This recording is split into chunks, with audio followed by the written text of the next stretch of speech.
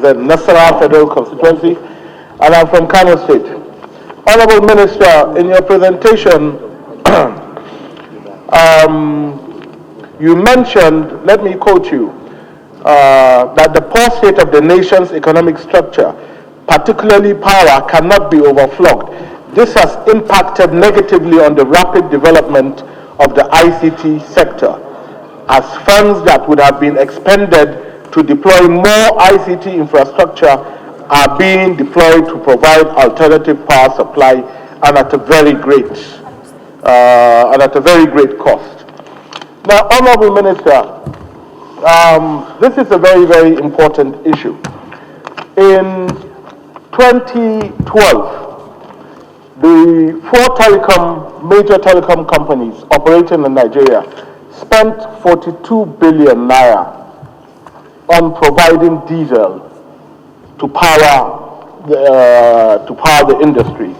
Now, as you know, Nigeria has one of the highest tariffs when it comes to mobile networks. And the reason why we have one of the highest tariffs is, of course, because they need diesel to power their facilities. We understand.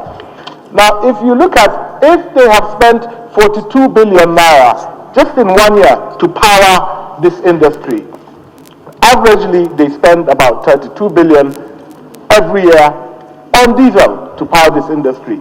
In the last 15 years, if you calculate the amount of money that has been spent to power the telecoms industry, you're talking of about $3 to $4 billion. Now, this amount of money could have comfortably built a power plant that would provide maybe 4,000 to 5,000 megawatts of electricity. What I want to know is that, is there any way your ministry and the Ministry of Power and the telecom companies operating in Nigeria can come together and collaborate to enhance or to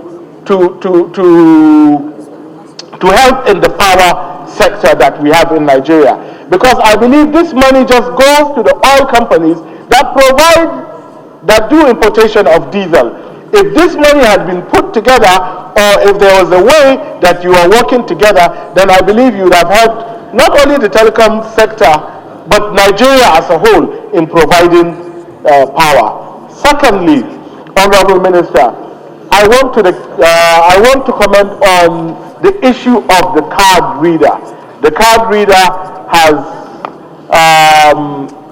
positively impacted in the 2015 elections.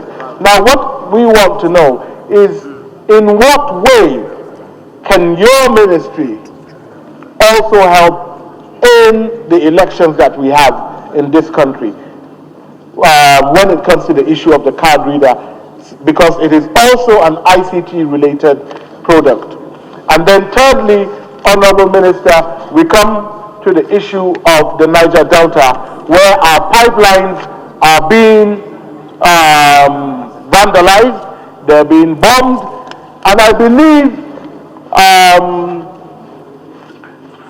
it is also an area that you can play a very good role, because when it comes to ICT, you have the satellite, you have the Nicomsat 1, and other areas that you can help. So I'd like to know in what way you can help also in the protection of the pipelines that we have in this country. Thank you very much, Honorable Speaker, for giving me the permission to talk.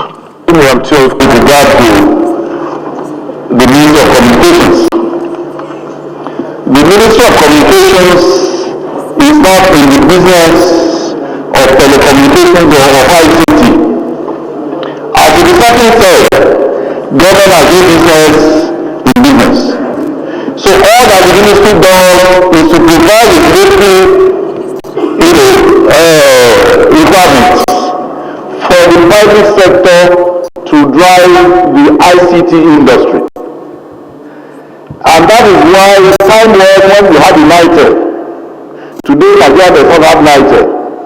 None of the telecommunication companies is owned by Nigeria, by Nigerian government. And 1 of the ICT industries is owned by Nigeria. Of course, Nicomsat and Galaxy Backbone are limited liability companies to try to pursue, to provide alternatives where the private sector does not have the capacity to make provision available for the public. So, having said this, I want this to be at the back of our minds as I try to respond to the various questions. Having said what I said, the private sector, it is which has responsibility as people in business to drive the ICT industry. So when you are talking of how roadmap would increase jobs, what we are saying is that we are doing our best and through various regulations to ensure that the private sector takes its role of the business of ICT